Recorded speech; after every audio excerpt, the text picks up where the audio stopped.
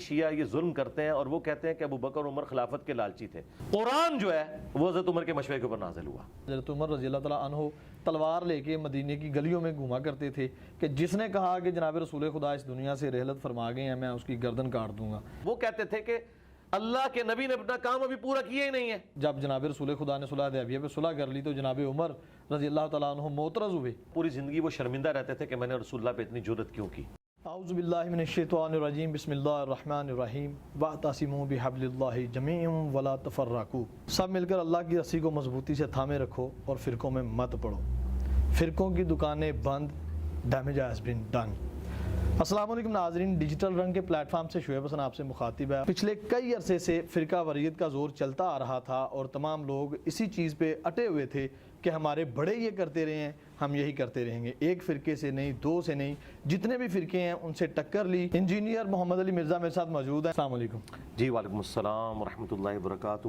ولا حول ولا قوة الا باللہ. اللہم صلی علی محمد وعلی آل محمد. جی جناب، آپ کو ویلکم کہتے ہیں اپنی اکیڈمی کے اندر. اللہ کا نام لے کے شروع کریں انشاءاللہ. سب سے پہلے آپ کا بہت شکریہ، آپ نے وقت دیا. یہ کوئی 2 ماہ لگے ہمیں اس وقت کو حاصل کرنے کے لیے. تو آپ کا سلوگن ہے کہ فرقوں کی دکانیں بند، the damage has been done. اور یہ جو آیت میں نے ابھی تلاوت کی ہے جہاں بھی اس کا ترجمہ پڑھا جاتا ہے یہ اللہ کی رسی بریکٹ میں قرآن مجید لکھا ہوتا ہے. ہر فرقہ قرآن مجید کو تسلیم کرتا ہے، اس کے باوجود اتنے فرقے موجود ہیں. اس کی کیا وجہ ہے؟ اس کی وجہ ہے کہ یہ جو تسلیم کر رہے ہیں اس کے اوپر عمل نہیں کر رہے نا.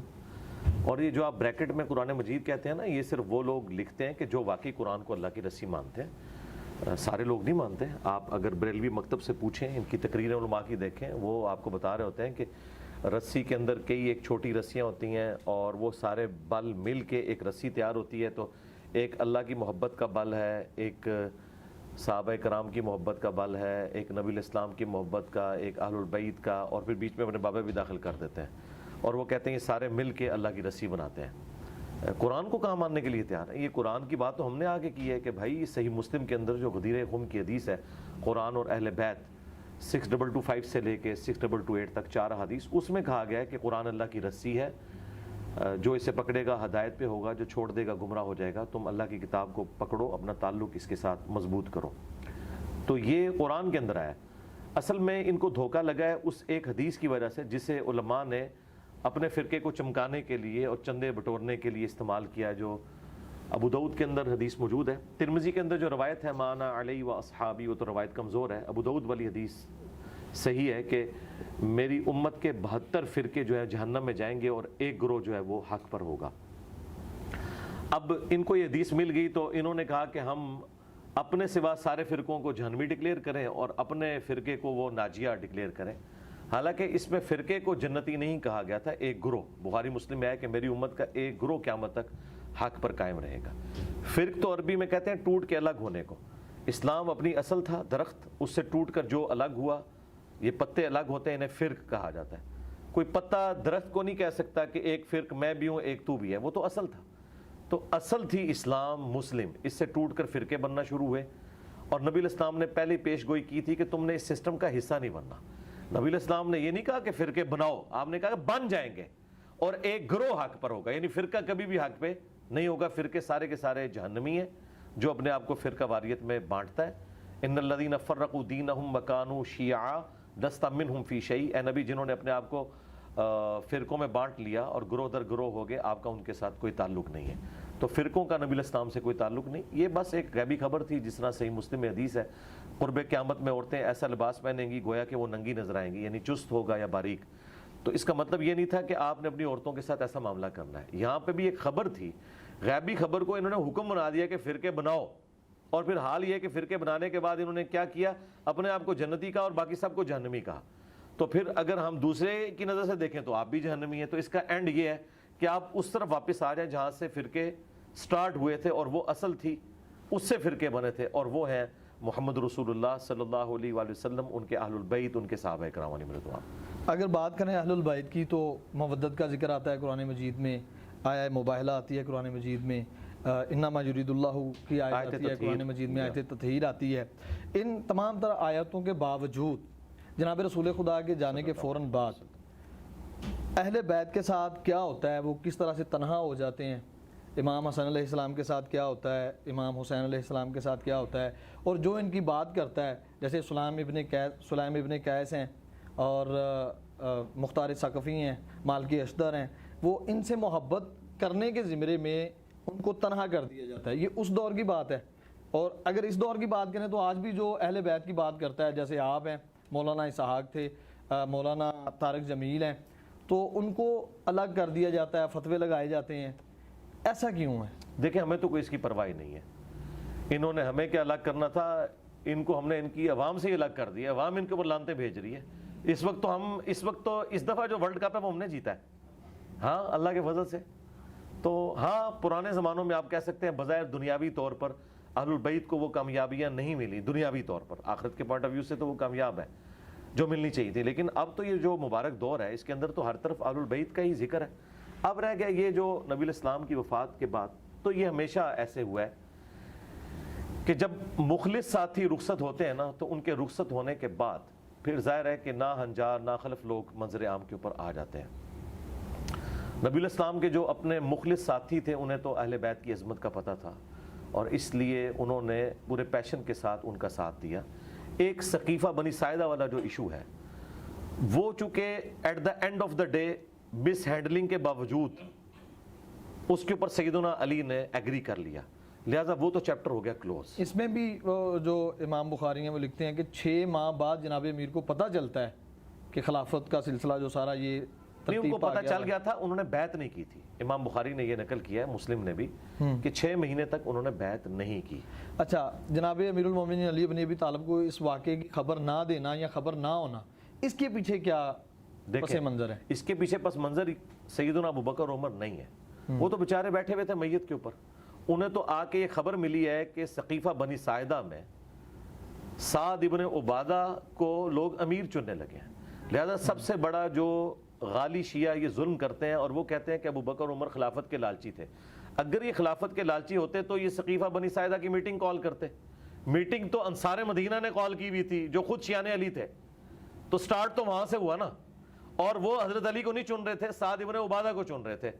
اور سعد ابن عبادہ بہت بھاری شخصیت تھے، یعنی وہ آؤٹ آف کوسچن ہے کوئی کہ ان کے اوپر کوئی تان کرے. اصحاب صفہ میں سے 155 اصحاب کا کھانا ان کے گھر سے جایا کرتا تھا.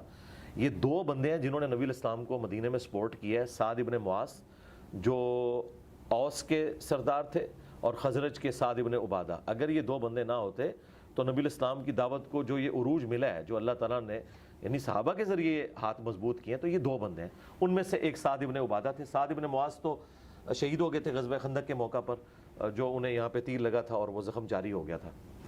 اور سعد ابن عبادہ انصار مدینہ میں سے تھے اور نبی الاسلام کے قریبی ساتھیوں میں سے تھے. تو وہ سمجھتے تھے انصار مدینہ کے نبی الاسلام کے جانے کے بعد چونکہ ہم نے نبی الاسلام کو سپورٹ کیا اور پھر ان کی جو ریزرویشنز تھی وہ جینون تھی. وہ یہ کہتے تھے کہ چونکہ مشرکین عرب جو تھے وہ آخری وقت تک رسول اللہ کے دشمن رہے صلی اللہ علیہ وآلہ وسلم، اور فتح مکہ کی وجہ سے طلقاء وہ بنے.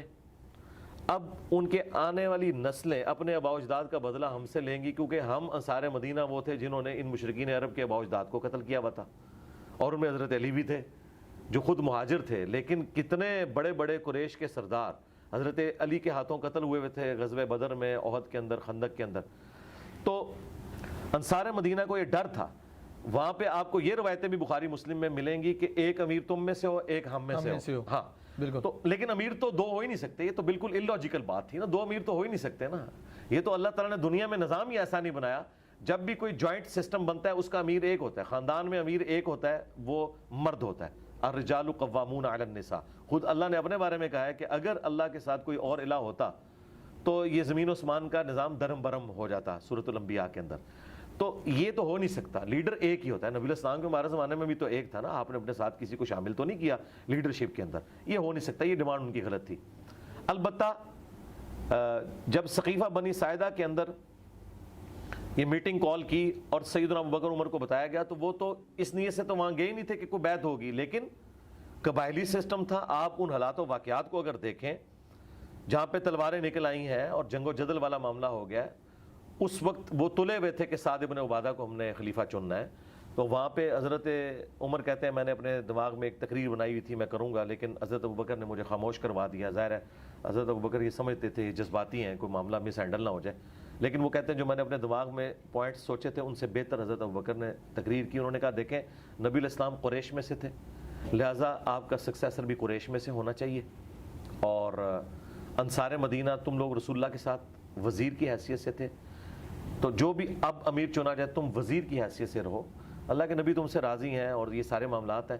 اور چونکہ قریش کا قبیلہ ڈومیننٹ ہے، اوس اور خزرج کا وہ مقام نہیں تھا عرب کے اندر جو قریش کا تھا، اور قبائلی سسٹم میں نبی علیہ السلام کو صرف پیغمبر کے طور پر انہوں نے ایکسیپٹ نہیں کیا تھا عرب دنیا نے، بلکہ ایک قبیلے کے سردار کے طور پر بھی۔ اسی لیے آیا نا اذا جاء نصر اللہ والفتح ورأیت الناس يدخلون فی دین اللہ افواجا، وہ جو فوج در فوج لوگ دین میں داخل ہو رہے تھے وہ اس اعتبار سے ہو رہے تھے کہ قریش کے سردار کو غلبہ مل گیا بنو ہاشم میں سے، اور ہم نے اس کی اطاعت اختیار کرنی۔ یہ پہلی دفعہ ہوا تھا کہ ایک قبیلہ اتنا ڈومیننٹ ہو گیا، ورنہ تو طوائف الملوک ہی تھی، اس کا فائدہ رومنز اور پرشینز اٹھاتے تھے، اور عرب کے لوگ جو زیادہ جنگجو تھے، جن کے اندر زیادہ طاقت تھی، صرف ایک طوائف الملوکی تھی، یہ ایک جھنڈے کے نیچے جمع نہیں تھے، انہیں اپنی طاقت کا اندازہ نہیں تھا کہ اگر ہم اکٹھے ہو جائیں تو یہ رومنز پرشین تو شاہی کوئی نہیں ہے، اور وہ اللہ تعالیٰ نے نبی علیہ السلام کے ذریعے کیا، اور دیکھیں پھر کیسا انہوں نے الٹا، یہ اتنے طاقتور لوگ، ٹف مول کے عادی۔ اب یہ سارے کا سارا معاملہ جو تھا قریش کا غلبہ، اسی کی بنیاد کے اوپر آگے یہ ساری امپائر پھیلنی تھی۔ تو حضرت ابوبکر نے کہا کہ قریش کے علاوہ اگر کوئی اور سردار ہوا تو یہ تمہیں نہیں چنیں گے، مکہ والے نہیں۔ ظاہر ہے کہ خود قریش مکہ نے نہیں ماننا تھا کہ اوس اور خزرج کی کیا اوقات ہے۔ اچھا اب یہ ساری چیزیں ایک گراؤنڈ ریالٹیز ہیں۔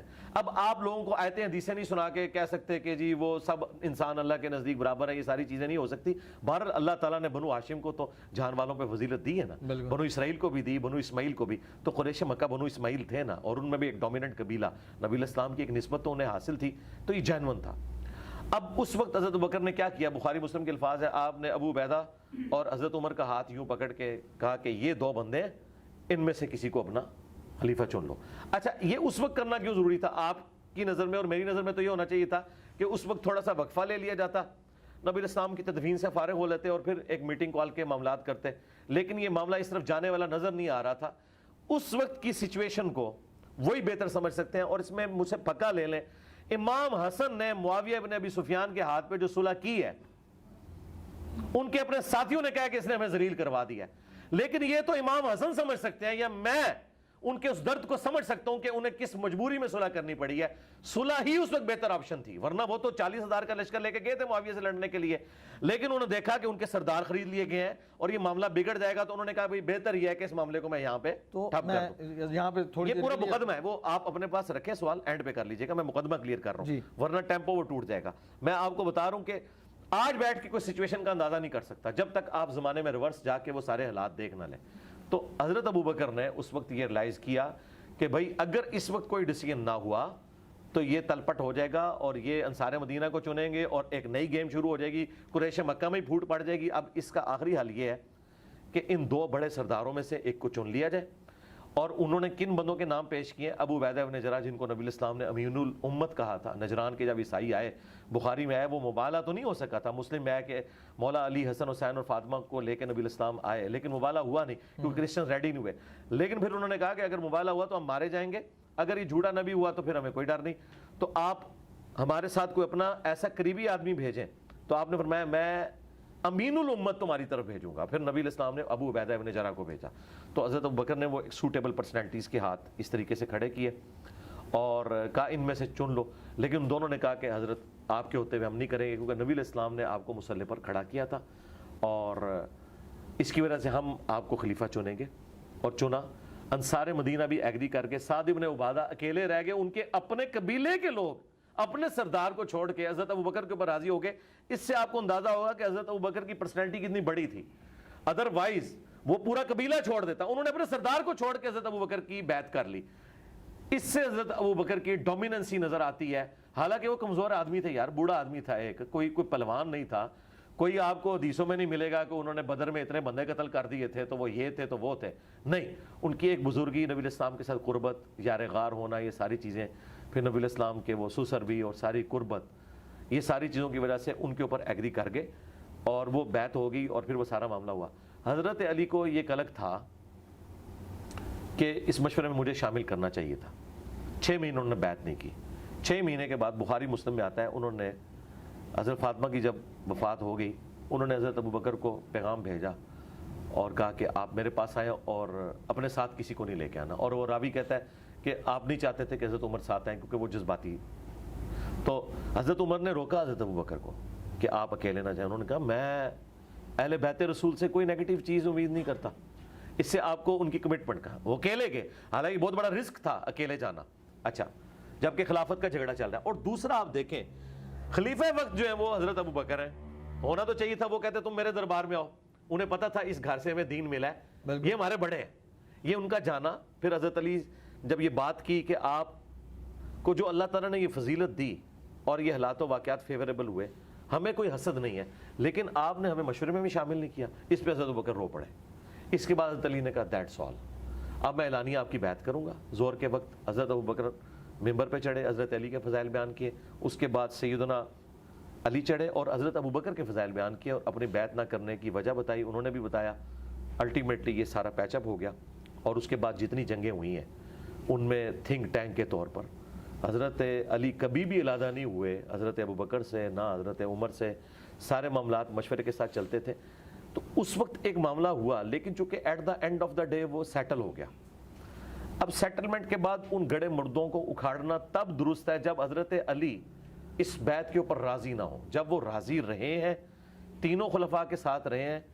شیعہ کہتے ہیں کہ وہ امت کے مفاد میں رہے, ہم کہتے ہیں دل سے قبول کیا, لیکن اینڈ رزلٹ یہ کہ ساتھ رہے نا, تو تم بھی امت کا مفاد سمجھو نا. اگر مولا علی نے سمجھا ہے تو آج تم اس بنیاد کے اوپر امت کو تو نہ توڑو نا. بنو امیہ کے غلط ایکٹیویٹیز کا ابو بکر و عمر کے ساتھ کوئی لینا دینا نہیں ہے. حضرت عثمان کے دور میں بھی جو کچھ ہوا اس میں بھی حضرت عثمان حضرت علی کے مشورے کو لے کے چلتے تھے. کہیں کسی جگہ پہ مس ہینڈلنگ ہوئی ہے تو وہاں پہ بھی حضرت علی نے کبھی بھی حضرت عثمان غنی کی خلافت کا انکار نہیں کیا, انہیں اپنے ساتھ لے کے چلے. تو یہ پورے معاملات کو دیکھنا چاہیے, سچویشن کو. جو شیعہ نے اس حوالے سے ہنگامہ کھڑا کیا ہوا ہے نا, یہ بالکل ناحق ہے ان کا, جس ایکسٹریم پہ وہ لے گئے اس مسئلے کو. کیونکہ دیکھیں غیر مسلم بھی یہ تسلیم کر رہے ہیں آج کہ نبی الاسلام کی لیگیسی کو خلفائے راشدین آگے لے کے چلے.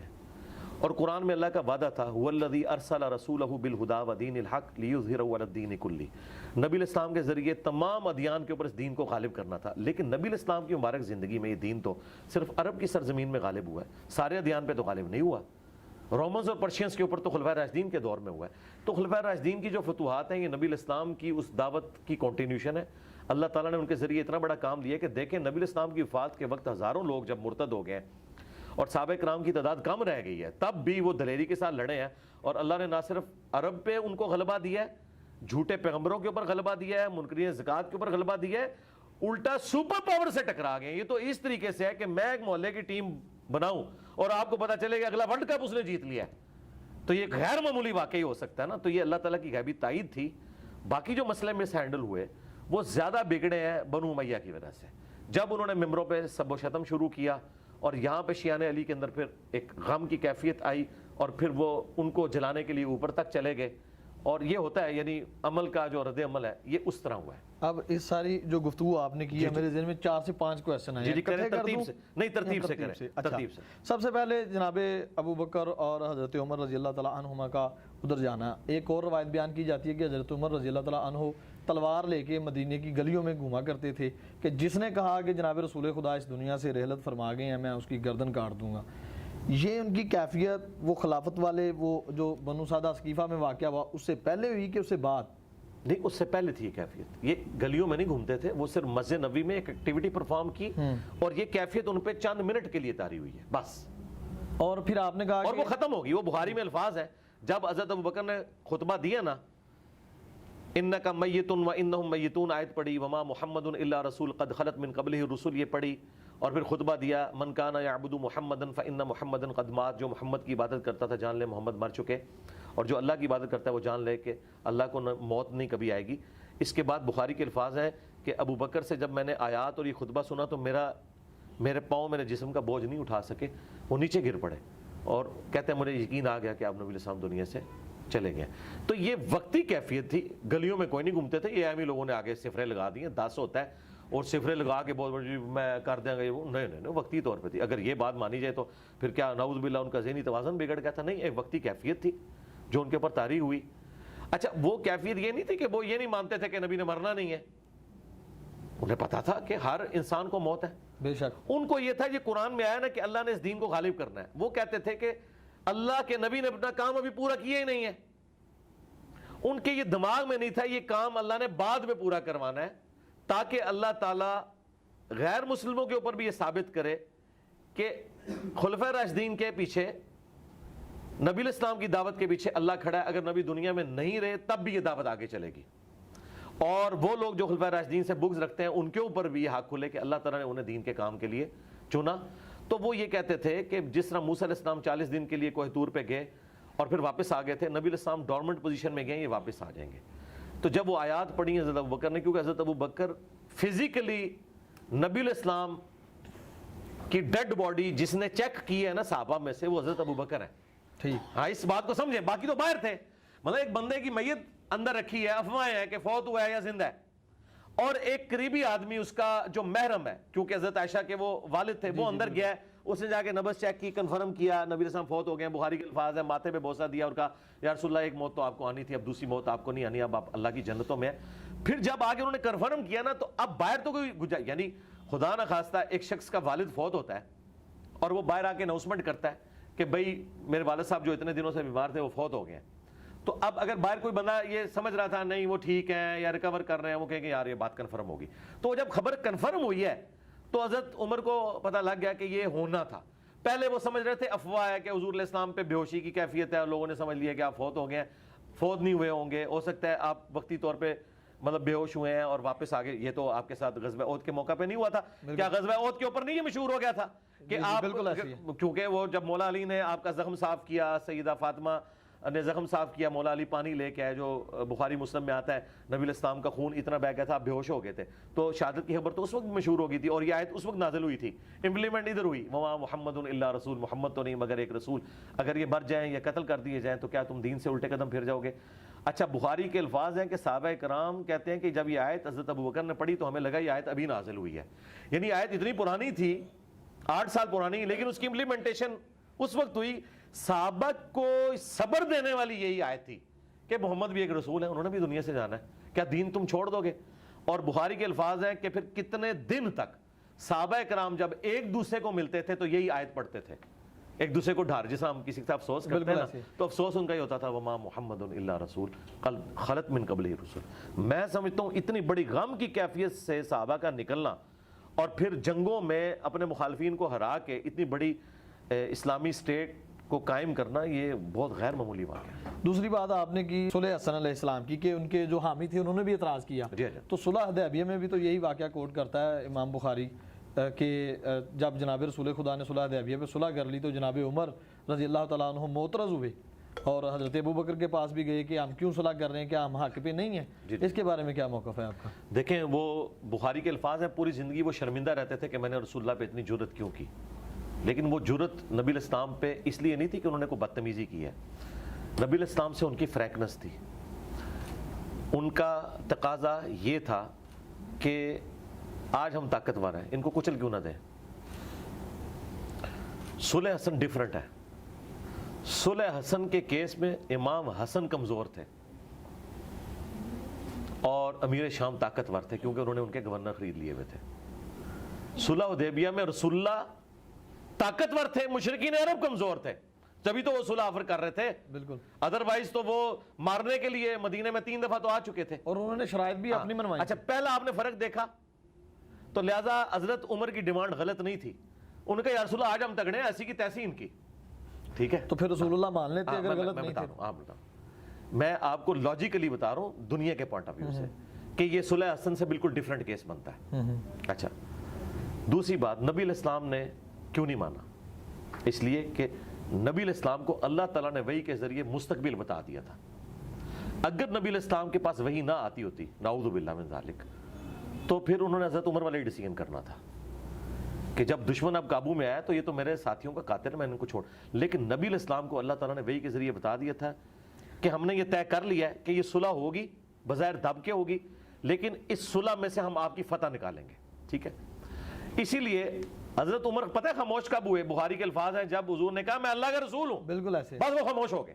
خاموش ہو کے وہ حضرت ابوبکر کے پاس گئے کہ آپ کوئی سفارش کریں اور یہ معاملہ کوئی ایسا معاملہ ہو جائے. نبی علیہ السلام نے انہیں یہ نہیں کہا کہ مجھے وحی آئی ہے, اگر وہ کہتے مجھے وحی آئی ہے تو حضرت عمر کی جرأت تھی, انہیں کہا میں اللہ کا رسول ہوں, یعنی میں ویژن رکھتا ہوں. پھر حضرت ابوبکر نے اللہ کا رسول ہوں کا ترجمہ انہیں سمجھایا کہ بھائی وہ اللہ کے رسول ہیں, یہ وحی کے ساتھ ہو رہا ہوگا. پھر کہتے ہیں مجھے اپنی شرمندگی پہ پوری زندگی غم ہے کہ میں نے یہ جرأت کیوں کی. میں کہتا ہوں کہ جو میری نیچر ہے نا, جو حضرت عمر نے کیا نا, میں بھی حضور کو اس وقت یہی کہتا کہ یا رسول اللہ منو انہوں ایسی تیسی. اور دیکھیں ابھی میں آپ کو اس میں ایک اور ثبوت دیتا ہوں. ایک اور جگہ تو حضرت عمر ٹھیک نکلا ہے, غزوہ بدر کے قیدیوں میں. اب آپ کیا کہیں گے؟ ہاں یہ تو قرآن میں آیا ہے. دیکھیں نا میں آپ کو پھکا دے رہا ہوں, یہ پھکی سے بھی اگلی چیز ہے. سورۃ الانفال کی آیت نمبر 68 اور 69 میں آیا ہے کہ اگر وہ پہلے آیات نازل نہ ہوئی ہوتی جو تم نے غزوہ بدر کے قیدی چھوڑے ہم تمہیں عذاب دیتے. یہ اتنے سخت الفاظ ہیں رسول اللہ صلی اللہ علیہ وآلہ وسلم کے بارے میں کہ تمہیں عذاب دیا جاتا تم نے یہ قیدی کیوں چھوڑے. اور بخاری میں ہے کہ حضرت بخاری اور مسلم دونوں میں, مسلم میں ذرا تفصیل کے ساتھ ہے, حضرت عمر نے مشورہ دیا تھا کہ ان کو قتل کیا جائے. قرآن جو ہے وہ حضرت عمر کے مشورے کے اوپر نازل ہوا. اب وہاں پہ تو حضرت عمر کا مشورہ ٹھیک نکل آیا. اگر یہی باتیں ہم تشیع کی طرف سے دیکھیں جناب امیر کے بارے میں تو وہ غلو کے زمرے میں گنی جاتی ہیں کہ یہ غلو کرتے ہیں, جناب علی کو بڑھا چڑھا کر پیش کرتے ہیں. پھیلانا نہیں ہے, میں آپ کو لاجیکل ڈسکشن کر رہا ہوں. شیعہ کا کہتے ہیں, سنی کا کہتے ہیں, میں کسی کا ادھر ٹھیکیدار نہیں ہوں. جہاں شیعہ غلط ہوں گے میں انہیں غلط کہوں گا, جہاں سنی غلط ہوں گے میں غلط کہوں گا. میں نے پہلے جملے میں بولا کہ حضرت عمر کی جرأت تھی, وہ خود بھی شرمندہ تھے, لیکن ایک اور جگہ انہوں نے جرأت کی, وہ کامیاب ہو گئی. یہ ان کی نبی علیہ السلام کے ساتھ ایک فریکنس, ان کی طبیعت کا تقاضا تھا کہ انہوں نے ایسا کیا. اس میں پھکا اور لیں. مجھے بتائیں صلح حدیبیہ کے موقع پر جب نبی علیہ السلام یہ کہہ رہے ہیں کہ میرا نام مٹا دو, تو مولا علی نے کیوں نہیں مٹایا؟ فرمایا کہ میں واحد جو گواہ ہوں اس کا. نہیں وہ ٹھیک ہے, جب نبی حکم دے رہے ہیں تو امتی کی کیا ضرورت ہے کہ وہ کہ میں یہ کام نہیں کرتا, لیکن ہم اس کی تعویل کرتے ہیں نا. بالکل کہ ہاں کیوں کرتے ہیں. دیکھیں اب ہم حضرت علی کا دفاع کر رہے ہیں, اب ہمیں کوئی یہ نہ کہے کہ آپ علی کا دفاع کیوں کر رہے ہو. وہاں حضرت عمر کا ہم نے دفاع کیا. جناب علی نے یہ تو نہیں کہا کہ میں شرمندہ رہا ساری عمر اس پہ. او نہیں, میں آپ کو بتا رہا ہوں نا, اس بات کو آپ سمجھے نا کہ انہوں نے کہا یا نہیں کہا. یعنی میں آپ کو کہتا ہوں کہ میں اگر حضرت علی کی جگہ ہوتا نا تو میں حضور کی بات مانتا. مجھے اس سے کیا غرض ہے؟ کیا نبی علیہ السلام کے نام کے اوپر لکیر پھیرنے سے میرے دل میں کوئی حضور کی محبت ختم ہو جانی تھی؟ میری تو ریکوائرمنٹ یہ ہے کہ اللہ کا پیغمبر مجھے کیا حکم دے رہا ہے. تو یہ آپ سمجھیں کہ نیچر فرق ہے. اس نیچر کو آپ وہ نہ رہیں, نافرمانی شمار نہ کریں, اور سب سے بڑھ کر نبی علیہ السلام خود اس کے لیے کیا فیصلہ فرما رہے ہیں. اگر نبی علیہ السلام کسی معاملے میں ایکسیپٹنس دے رہے ہیں تو ٹھیک ہے. حضرت عمر کو بعد میں کوئی نبی علیہ السلام نے سزا تو نہیں دی نا, ایکسیپٹ کر لیا نا کہ ٹھیک ہے ان کا ایک جذباتی فیصلہ تھا. یہاں پہ بھی حضرت علی کو ایکسیپٹ کر لیا نا. کام تو پھر آپ کو خود کرنا پڑا. پھر آپ نے کہا اچھا مجھے بتاؤ کہاں لکھا ہے, پھر آپ نے لکیر پھیری اور اپنے ہاتھوں سے لکھا. اور راوی کہتے ہیں کہ آپ کی ہینڈ رائٹنگ اتنی خوبصورت نہیں تھی کہ آپ کا موڈ تھا, آپ لکھنا پڑھنا نہیں جانتے تھے. بہرحال آپ نے محمد بن عبداللہ لکھ لیا, اور اس طریقے سے وہ معاملہ سیٹل ہوا. آپ کو ایک ایفرٹ تو پٹ کرنا پڑی. تو معاملات کو آپ نے پورے سینیریو میں دیکھنا ہوتا ہے, پک اینڈ چوز نہیں کرنا ہوتا. معاملات کو دیکھ کے اب مجھے بتائیں, جو تحکیم کا مسئلہ ہوا ہے حضرت علی اور حضرت معاویہ کا, آپ اگر مجھ سے پوچھیں میں اگر حضرت علی کی جگہ ہوتا تو میں کبھی بھی نہ اس تحکیم کے اوپر راضی ہوتا. اور آج ہمیں اینڈ رزلٹ بھی پتہ ہے. لیکن اس وقت سچویشن کیا بنی تھی, وہ حضرت علی اس کی تکلیف فیل کر سکتے ہیں کہ جب ان کے ساتھیوں کے اندر دو گروہ بن گئے, انہوں نے جب نیزوں پہ قرآن اٹھا لیے, بالکل, تو حضرت علی نے اب یہ دیکھنا تھا میرے ساتھیوں میں جو دو گروہ بنے ہیں, اب یہ نہ ہو کہ میں اپنی عمارت وہاں پہ مینجمنٹ لوز کر جاؤں, جس طرح امام حسن نے تو صلح ہی کر لی نا بالکل جب وہ خرید لیے. یہاں پہ بھی معاملہ ہے, جب بگڑنے لگا تو حضرت علی کو یہ نظر آیا کہ اس وقت یہ معاملہ کرنا بہتر ہے اور اس کو اس طریقے سے لے کے چلا جاتا. آج ہم بیٹھ کے کہہ سکتے ہیں یار اس کا اینڈ رزلٹ کیا نکلا, یہ ہوا وہ ہوا. ہو سکتا ہے کہ تحکیم نہ ہوئی ہوتی تو اس سے بھی برا رزلٹ نکلا ہوتا. تو اس سچویشن کو جو بندہ ڈرائیونگ سیٹ پہ بیٹھا ہوا ہے نا وہی جج کر سکتا ہے. اور نبی کے علاوہ جو بھی ججمنٹ دیتا ہے نا وہ صحیح بھی ہو سکتی ہے, غلط بھی ہو سکتی ہے. حضرت علی کی جو ایکسٹراڈنری کوالٹیز ہیں, ان کی کمپیٹنسیز ہیں, اور اتنا بڑا پیریڈ آپ کو مل جاتا, ٹھیک ہے. لیکن یہ تو سوچنے کا ایک پہلو ہے نا. دوسرا پہلو یہ کہ بنو امیہ تو ہے, پتہ نہیں سازشیں کر کے جس طرح حضرت عمر فاروق قتل ہو گئے مغیرہ ابن شعبہ کے غلام کے ہاتھوں, ہو سکتا ہے حضرت علی کو وہ چوتھے دن ہی مار دیتے. یہ بھی تو ہو سکتا تھا نا. یہ تو اللہ کو پتہ ہے نا کہ کیا ہونے والا تھا. ہاں, اور پھر دوسری بات، نبی علیہ السلام نے حضرت علی کو بتایا تھا کہ تم نے میری ڈیوٹی پوری کرنی ہے، میں نے کافروں کے خلاف جنگ کی تھی، تم نے مسلمانوں کے خلاف کرنی ہے، اور امت کو بتانا ہے کہ مسلمانوں کے ساتھ ڈیل کیسے کرنا ہے، جب مسلمانوں سے جنگ ہوگی تو ان کی عورتیں لونڈیاں نہیں بنائی جائیں گی. ٹھیک ہے، یہ ساری کی ساری مسلمانوں کی آپس کی جو جنگ جو قرآن میں ہے، جب مسلمانوں کا گروہ باغی ہو ان سے قتال کرو، یہ سارے احکامات ہم نے مولا علی سے سیکھے ہیں. جنگ جمل صفین نہروان نہ ہوتی تو امت کو نہیں پتا تھا کہ مسلمان کی جب مسلمان سے جنگ ہو تو آپ نے کیا اس میں سے نکالنا ہے. ٹھیک ہے، ابھی تک جتنی جنگیں ہو رہی تھیں وہ ایکسٹریم ہو رہی تھیں، یعنی کفر کے لیول تک. منکرین زکوٰۃ بھی اگرچہ مسلمان تھے لیکن جب انہوں نے زکوٰۃ کی اس فرضیت کا انکار کیا تو ایک کفر تو انہوں نے کر دیا جس کی وجہ سے صحابہ کرام کو یہ کرنا پڑا. تو حضرت علی کی ڈیوٹی نبی علیہ السلام نے جب لگائی تھی اسی وقت انہوں نے وہ کام کرنا تھا. تو میرا خیال ہے جنگ جمل صفین کی جو پیش گوئیاں ہیں اہل سنت کی کتابوں میں اور شیعہ کی کتابوں میں، یہ خود ثبوت ہے کہ حضرت علی کو چوتھا خلیفہ ہی ہونا چاہیے تھا، کیونکہ اسی زمانے میں وہ جنگیں آئی ہیں نا، پہلے خلیفہ کے زمانے میں تو نہیں آئی ہیں. تو میرے خیال ہے یہ سارے کا سارا سسٹم فٹ ان بیٹھتا ہے. لیکن آپ دیکھیں صحیح بخاری میں ایک حدیث ہے 6830، حضرت عمر نے اپنے آخری حج کے دوران، آپ کو منا میں کسی نے آ کے بتایا کہ لوگ کہہ رہے ہیں کہ جب عمر مر جائے گا تو ہم فلاں شخص کو اپنا خلیفہ چن لیں گے. تو حضرت عمر کو اتنا غصہ آیا، انہوں نے کہا میں آج یہیں پہ ایک خطبہ دوں گا کہ مسلمانوں کے مشورے کے بغیر یہ خلیفہ چن رہے ہیں. تو عبد الرحمن بن عوف نے کہا کہ حضرت آپ نہ یہاں ایسا نہ کریں، ساروں تک یہ بات نہیں پہنچی ہوئی، آپ مدینے جا کے خطبہ دیں. پھر مدینے جا کے انہوں نے خطبہ دیا، اور عبداللہ ابن عباس کہتے ہیں کہ میرا گھٹنا ممبر کے ساتھ لگا ہوا تھا اور میں ساتھیوں کو کہہ رہا تھا آج حضرت عمر نے بڑی سخت گفتگو کرنی ہے، اور یہ ان کا آخری خطبہ تھا حضرت عمر کا. تو انہوں نے کہا کہ دیکھو یہ لوگ مشورہ کر رہے ہیں اور پلی لے رہے ہیں حضرت ابو بکر کی خلافت کی، کہ حضرت ابو بکر کو بھی تو اچانک خلیفہ چن لیا گیا تھا مسلمانوں کے مشورے کے بغیر. حضرت عمر نے خود مانا ہے. دیکھیں کہتا ہے دلیر بندہ جو ہے کتنا، جو میں پنجابی میں حضرت عمر کے لیے اپنے لیے بات کرتا ہوں، منہ پھٹ ہوتا ہے. ٹھیک ہے، حالانکہ حضرت ابو بکر کی وجہ سے حضرت عمر خلیفہ بنے ہوئے تھے، لیکن انہوں نے کوئی آر محسوس، ان کا یہ بات ٹھیک ہے کہ حضرت ابو بکر کی خلافت ایک کیٹاسٹرافک کنڈیشن میں ہو گئی تھی. اب ابو بکر کی خلافت کو مستقبل میں کوئی شخص دلیل نہ بنائے کہ وہ مسلمانوں کے مشورے کے بغیر کسی کو خلیفہ چنے، ورنہ اس کا انجام قتل و غارت ہوگا. حضرت عمر خود مان رہے ہیں کہ حضرت ابو بکر کی جو خلافت ہوئی ہے نا، اس سے بہتر طریقے سے ہو سکتی تھی، لیکن اس کو کوئی پلی لے کے یہ نہ کہہ کہ جی حضرت ابو بکر بھی چند بندوں نے بنا لیا تھا، نہ اس طرح نہیں، مسلمانوں کا مشورہ. پھر دوسرا انہوں نے کہا کہ حضرت ابو بکر کی پرسنالٹی بھی اتنی بڑی تھی کہ اللہ تعالیٰ نے امت کو ان پہ متفق بھی کر دیا اس زمانے میں. یہ تو بعد میں پھر یہ آج آپ کو جو رافضیت اور ناسبیت نظر آ رہی ہے تو بعد میں ہوئی ہے نا، اس زمانے میں تو سارے کٹھے ہی تھے نا، بالکل ایسے سارے کٹھے ہی تھے، یہ تو بعد میں بنے ہیں نا.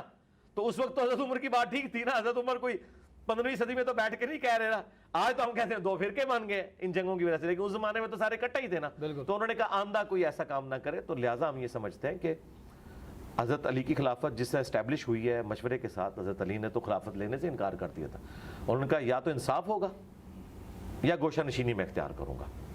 اور لوگوں نے کہا نہیں انصاف، تو ان کو پتہ ہی نہیں تھا کہ انصاف کا مطلب کیا ہے. انصاف کا مطلب یہ ہے کہ انہوں نے کہا حضرت عثمان کے سارے گورنر فارغ جن کی وجہ سے رعایا ان کے خلاف ہوئی، اور وہ کر بھی دیے تھے جب کر دیے نا. ہاں، وہ یہ تو نہیں ان کو پتا تھا کہ وہ اتنا ہارڈ لائنر ہو جائے گا. مطلب یہ تو اسی طریقے سے آپ میرے جیسے بندے کو آرمی چیف یا پرائم منسٹر کی پوسٹ پہ بٹھا دیں تو پھر آپ دیکھیں میں کروں گا کیا. لوگ تو مطلب وہ بھول جائیں گے پھر کہ میری تو ایک اپنی نیچر ہے. تو وہ حضرت علی کے بارے میں ایکسپیکٹ کر رہے تھے کہ بھئی حضرت علی کوئی ان درمیان کر رہے، لیکن وہ تو بڑے ہارڈ لائنر تھے.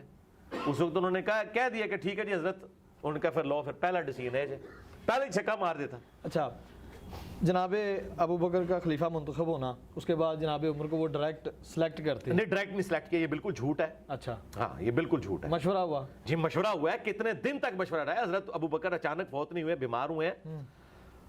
انہوں نے جب مشورہ لیا نا تو حضرت ابو بکر نے جس طریقے سے عرب کی سرزمین میں اتنے بڑے فتنوں کو ختم کیا اور پھر رومنز اور پرشینز کی طرف فوجیں بھیج دی. یہ ویسے بڑا تاریخ میں پبلک میں جھوٹ مشہور کیا ہوا ہے لوگوں نے، اہل علم کے نزدیک تو ان کو پتا ہے. یہ جو فتوحات کا سلسلہ یہ حضرت ابو بکر کے دور میں شروع ہوا ہے. اچھا، آدھی پرشین امپائر تو گر چکی تھی، خالد نے ولید کو فرنٹ پہ، حضرت ابو بکر نہیں رکھا ہوا تھا. تو حضرت عمر کا جب دور آیا تو اس وقت آپ سمجھے کہ وہ جس طرح ہم T20 میچ میں کہتے ہیں کہ آدھا سکور ہو چکا ہوا تھا، حالات فیوریبل تھے، ایک اچھی پارٹنرشپ بن چکی تھی اور پھر آگے وہ آگے لے کے چلے. تو حضرت بکر صدیق کی اتنی جو ٹاپ کی مینجمنٹ اور ان کی پھر ایک جو ایک نرمی طبیعت میں، اس کی وجہ سے سب نے یہی مشورہ دیا کہ حضرت آپ نے 2 سال میں اتنی خیر خواہی ہمارے ساتھ کی ہے، تو آپ سے بہتر کون سمجھ سکتا ہے کہ ہمارے لیے کون فیوریبل ہے؟ کیونکہ ان کی نیت پہ بھی کوئی شک نہیں، ان کی پرفارمنس بھی لوگوں کے سامنے ہے، نبی علیہ السلام سے قربت بھی۔ آج کے ابو بکر کو نہ دیکھیں، آج کے ابو بکر کو تو کنٹروورشل بنا دیا نا اس زمانے کے ابو بکر کو۔ اچھا، تو لوگوں نے، تو حضرت ابو بکر نے کہا کہ ٹھیک ہے، پھر میں جب کسی کو نامزد کروں گا نا، پھر تم نے اختلاف نہیں کرنا۔ پھر انہوں نے اپنے قریبی لوگوں سے مشورہ کیا۔ کون کون شامل تھا اس مشورے ان میں حضرت علی شامل ہیں، ابو عبیدہ ابن جرح شامل ہیں، عبد الرحمن بن عوف شامل ہیں، یہ سب لوگ بڑے بڑے لوگ، اور یہ بڑے بڑے جو لوگ ہیں قبیلوں کے سردار ہیں۔ مطلب آج والا صاحب تو نہیں کہ ووٹنگ ہو، اس زمانے میں تو قبائلی سسٹم میں صرف حضرت علی سے پوچھ لیا، بنو ہاشم سے کوئی ضرورت نہیں پوچھنے کی، علی ان کے ہیڈ ہیں، وہ فیصلہ کر دیں گے۔ بڑے سرداروں سے پوچھا، انصار کے بڑے لوگوں سے پوچھا کہ میں جب میرے پہ چھوڑا ہے تو میں تو عمر کو بنانا چاہتا ہوں۔ تو سب نے کہا کہ اگر آپ سمجھتے ہیں تو ٹھیک ہے بنا دیں۔ چند ایک لوگوں نے کہا کہ ان کی طبیعت کی سختی ہے، ہاں، تو حضرت ابو بکر نے کہا کہ جب وہ خلیفہ بنیں گے نا تو ان کی سختی ایڈریس ہو جائے گی۔ ان کی سختی اس وجہ سے تھی کہ میں نرم تھا، جب یہ سارا وزن ان کو اٹھانا پڑے گا نا، تو وہ پھر آپ نے دیکھا ہے کہ انہوں نے کیا سختی کی ہے۔ سختی یہ کی ہے کہ انہوں نے آرام نہ کھایا نہ کھانے دیا ہے۔ باقی تو معاملات مجھے بتائیں، بھرے مجمع میں لوگوں نے سوال پوچھ لیا آپ نے کرتا کہاں سے سلوایا، حضرت عمر کی طبیعت تھی یہ سننے والی، سنا، سب کچھ برداشت کیا۔ جب حکومت آئی ہے تو سب کچھ برداشت کیا ہے۔ ہاں، اللہ کے احکامات میں وہ سخت رہے ہیں۔ دیکھ لیں اپنے کسی بیٹے کو کسی پوسٹ کے اوپر نہیں لگایا۔